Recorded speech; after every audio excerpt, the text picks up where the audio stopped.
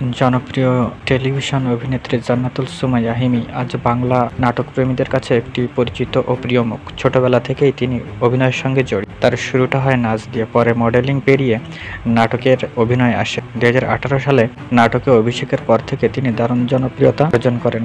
ইতিমধ্যেই 150টিরও বেশি নাটকে অভিনয় করেছেন। বিশেষ করে নিলয় আলমগীরের সঙ্গে তার জুটি দর্শকদের কাছে বেশ প্রশংসিত হয়েছে। ইউটিউবেও তাদের নাটকের ভিউ অত্যন্ত ভালো। উচ্চশিক্ষা শেষ করেছেন নর্থ সাউথ ইউনিভার্সিটি থেকে।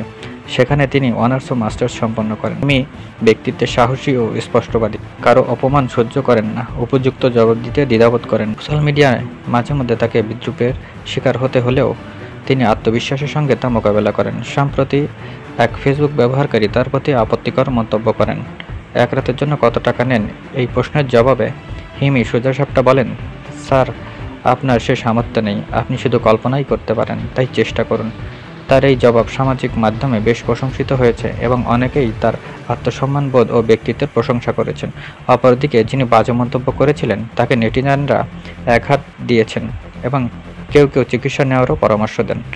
নিলয় ও হিমি জুটির নাটকগুলো দর্শকদের মুগ্ধ করে চলেছে, আর ভবিষ্যতেও তাদের নতুন কাজের জন্য দর্শকরা অপেক্ষায় থাকবে বলেই আশা করা যায়।